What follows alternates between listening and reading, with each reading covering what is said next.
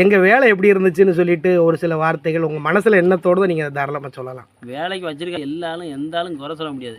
சரி. எந்த ஆளுமே வேலையும் குறை சொல்ல முடியாது. நல்லா ஆள் இருந்தாலும் நல்லா வேலை பார்க்குறாங்க. வேலை பார்க்குறாங்க. ஓகே.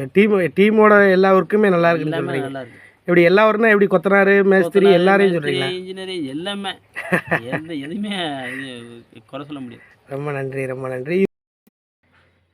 சிவகாசி பக்கத்தில் எம்புதுப்பட்டி அப்படிங்கிற ஊர் பக்கத்தில் இருக்கிற என்னுடைய தாய்மாமன் வீடு அப்படி ஒரு ரெனோவேஷன் வேலைன்னு சொல்லி போட்டிருந்தோம்.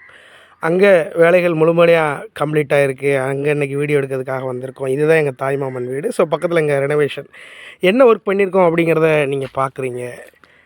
இந்த வீட்டுக்கு வந்து முதல்ல செப்டி டேங்கே கிடையாது. அதனால் வீட்டுக்குள்ளே செப்டி டேங்க் தோண்டி பாத்ரூம் கட்டி ஒரு வெஸ்டர்ன் டாய்லெட் வச்சு வெளியில் கொண்டு வந்து வச்சுருந்துருக்கோம். ஸோ இதுதான் பார்க்குறீங்க. அந்த செப்டி டேங்கோட அவுட்லெட் எல்லாமே இந்த போர்ஷன் பார்க்குறீங்க. தண்ணி வந்து இது நம்ம ஒரு பில்லர் மாதிரி கட்டி வச்சிடலாமான்னு பார்த்தோம். ஸோ அதில் எங்களுக்கு நிறையா சவால்கள் நிறையா இருந்தது.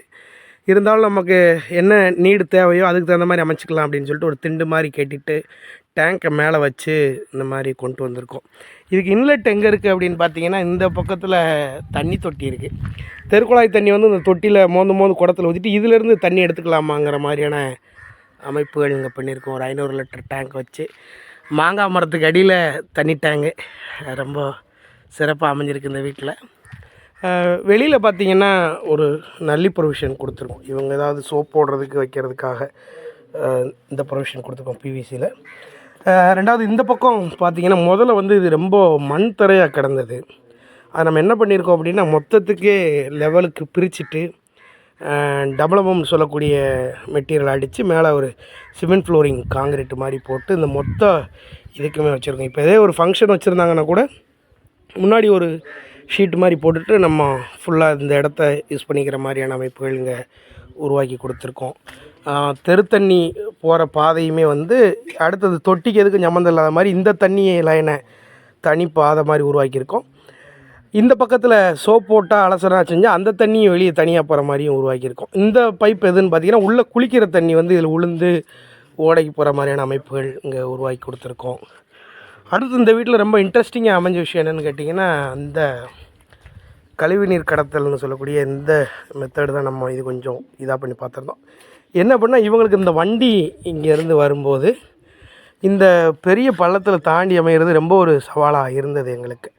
ஸோ இதை கல் வச்சு மூடுனா இதாகிடும்னு சொல்லிவிட்டு இது ஒரு டெக்னிக்கலாக நாங்கள் என்ன செஞ்சுருந்தோம் அப்படின்னா ஒரு உருட்டு பைப்புன்னு சொல்லிவிட்டு ஒரு 6 அடிக்கு தனியாக வாங்கிட்டு அது மேலே நம்ம ஒரு சிமெண்ட் காங்கிரீட் மாதிரி போட்டு கொடுத்துருக்கோம். இந்த ஸ்லோப்பு தான் ரொம்ப முக்கியம். ஏன்னா ஏறும்போது இன்ஜின் கார்டில் இந்த வண்டி உரசக்கூடாதுங்கிறதுக்காக இந்த மொத்த ஹைட்டுக்கு எந்த ஸ்லோப் கொடுக்கணுமோன்னு சொல்லிவிட்டு அந்த ஸ்லோப்பை நம்ம அங்கேருந்து நம்ம டிஃபைன் பண்ணி ஃபார்முலா வச்சு ஸ்லோப்பை மெயினாக ஏற்றி இங்கே பண்ணியிருக்கோம்.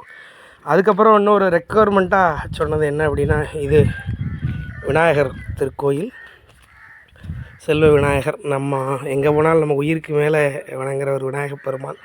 நம்ம வேலை பார்த்துட்டு இருக்கும்போது இங்கே அவருக்கு முன்னாடி உள்ள தலங்களில் பொங்கல் வைக்கிறதுக்கு கொஞ்சம் கஷ்டமாக இருக்குது. ஸோ இதுவும் கொஞ்சம் பண்ணி கொடுக்கணுங்கிறது மாதிரி சொல்லியிருந்தாங்க. ஸோ இங்கே என்ன பண்ணியிருக்கோம் அப்படின்னா, இது முன்னாடி இருந்த மண் தளத்தை பூரா எடுத்துகிட்டு இதையும் லெவலுக்காக பண்ணி சிமெண்ட் ஃப்ளோரிங் மாதிரி போட்டு கொடுத்து பொங்கல் வைக்கிறதுக்காக ஒரு அமைப்புகள் மாதிரி இங்கே உருவாக்கணும். அடுத்து இந்த வீட்டில் செஞ்ச ப்ரொவிஷன் என்னென்னா, இந்த பக்கத்தில் சிலிண்டர் வைக்கிற மாதிரி இங்கே திங்ஸ் வைக்கிற மாதிரியான அமைப்புகள் இங்கே உருவாக்கி கொடுத்தோம். உருவாக்கி கொடுத்துட்டு முதல்ல அங்கேருந்த டோரை எடுத்துகிட்டு இங்கே ஒரு வால் மாதிரி கிரியேட் பண்ணி இங்கே டோர் போடுற மாதிரியான அமைப்புகள் உருவாக்கி கொடுத்தோம்.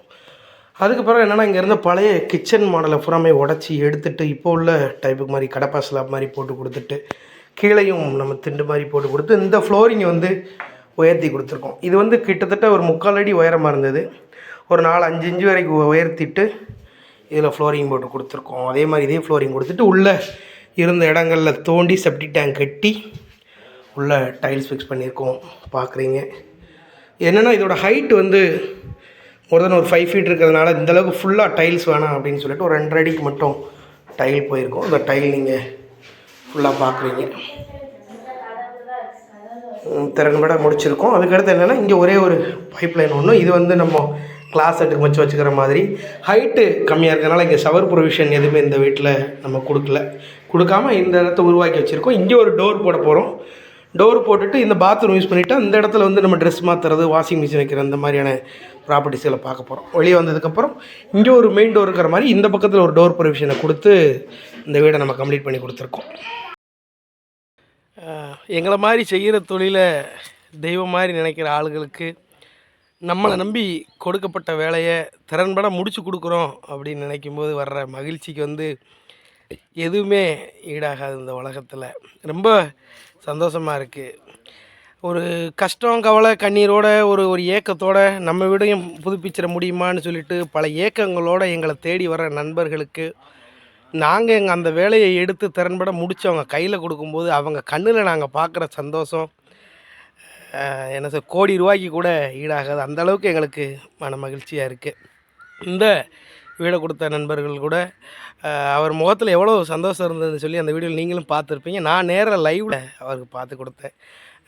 இதன் காரணமாக அவர் இன்னும் ஒரு 2 வீடுகள் கட்டுறதுக்கு அவங்க ரிலேட்டிவில் கேட்டதுக்கு நம்மளை ரெக்கமெண்டேஷன் பண்ணி அவங்ககிட்ட நம்ம பேசியிருக்கோம். அப்போ ஒரு வேலையை திறன்பட நாங்கள் முடிச்சு கொடுக்கும்போது எங்களுக்கு அடுத்தடுத்த வாய்ப்புகள் வாடிக்கையாளராகி அவங்ககிட்ட இருந்து வந்துக்கிட்டே இருக்கிறது எனக்கு அது இன்னும் பெரிய மகிழ்ச்சியாக இருக்குது. ஆனால் எனக்கு ஒரே ஒரு வருத்தம் என்னென்னு கேட்டிங்கன்னா, நிறைய பழைய வீடுகள் போய் நாங்கள் பார்க்குறோம், நிறைய வீடு ரெனோவேஷன் பண்ணி கொடுக்குறோம். ஆனால் உரிமையாளர்கள் முதல்ல போய் பார்க்கும்போது அந்த வீட்டில் இருக்க கம்ப்ளைண்ட் எல்லாம் வீடியோ எடுத்து போடுறதுக்கு அனுமதிக்கிற நீங்கள், ஒரு சிலர் வீடை நல்லபடியாக முடிச்சு கொடுத்த பிறகு அதை வீடியோ எடுக்கிறதுக்கு அனுமதிக்க மாட்டீங்க.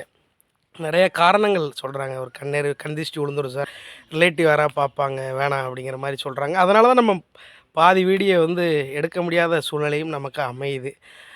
ஆனால் அந்த விஷயத்தை பொறுத்த வரைக்கும் சார் முதலையும் வீடியோ எடுக்க அனுமதி கொடுத்தாங்க. இப்போ முடிஞ்ச பிறகு வீடியோ எடுக்கிறதுக்கு அனுமதி கொடுத்துருக்காரு. எனக்கு ரொம்ப மகிழ்ச்சி. முடிஞ்ச வரைக்கும் இவரை மாதிரியே எல்லோரும் மாறி வரணும்னு நான் ஆசைப்பட்றேன். தமிழகம் முழுவதும் கடைகோடி கிராமமாக இருந்தாலும் பழைய வீடை புதுப்பிக்கிறது, புதிய வீடு கட்டுறதுன்னு சொல்லிட்டு அனைத்து விதமான கட்டுமான வேலைகளும் நாங்கள் பண்ணி கொடுத்துட்ருக்கோம். எங்களோட வேலை உங்களுக்கு பிடிச்சிருந்தால் தாராளமாக நீங்கள் எங்களை தொடர்பு கொள்ளலாம். நன்றி, வணக்கம்.